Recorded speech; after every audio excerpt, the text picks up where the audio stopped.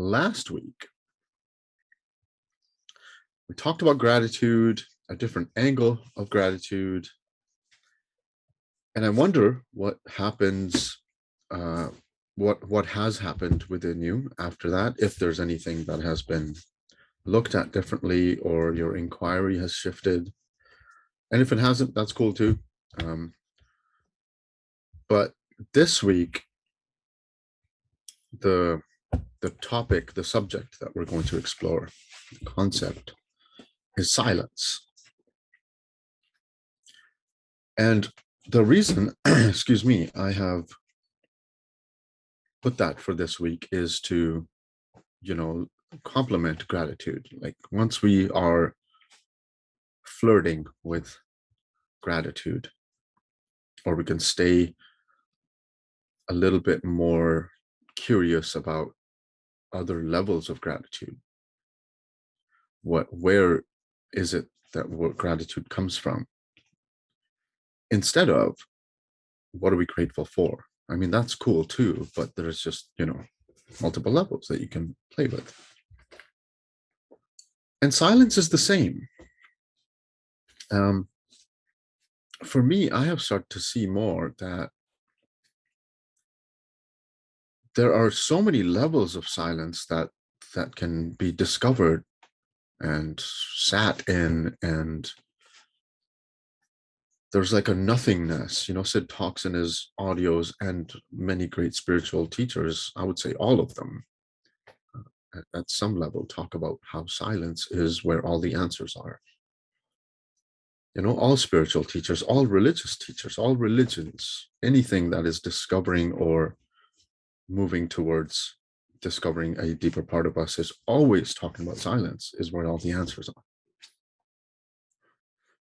And I have found that for us, mankind, right, very generically speaking here, we have really ignored that. We have not valued that as much. And it doesn't matter what the reason is. Everyone has their own reasons. But for me personally, when I have started to explore that on a deeper level, it has been mind-blowing, really. So I'll share a little bit of what I've seen around it, and I hope to get you more in a silent space today, right? In an experiential silence. And I'm confident that by the end of the call, you're going to have a different feeling. So I'm going to ask you to pay more attention to the feeling, just like last week, and not so much to how you got there, what made it happen, what are the words that are floating in your mind about what feelings you have. And if you notice the feeling, how are you feeling is not even relevant. Now, to help you respect that more, and not saying that you don't, but I find that we can always use, our mind can always use more ways to respect something.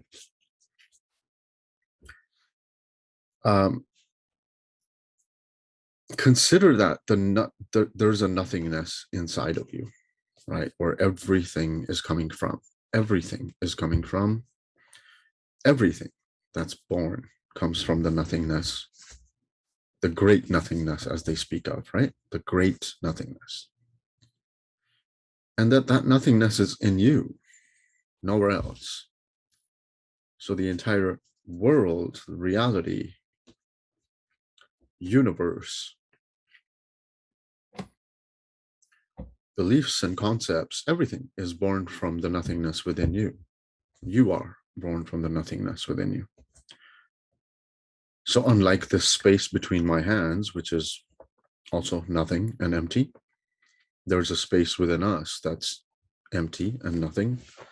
But it's not an emptiness like this. It's emptiness of form, but it's full of energy. It's full of potential, creative potential, waiting to be born. Every moment creating something. So to me, it looks like it creates us, and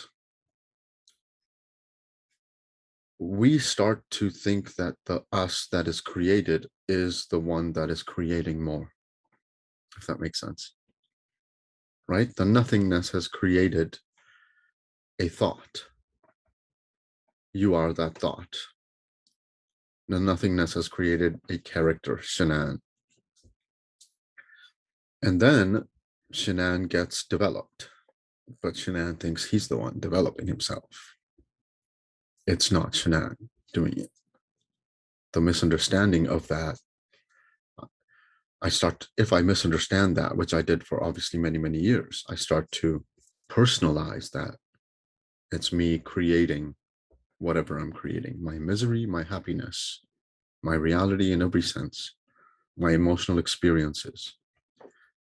And if I do personalize it, I will go on trying to change it or improve it, but only after I personalize it.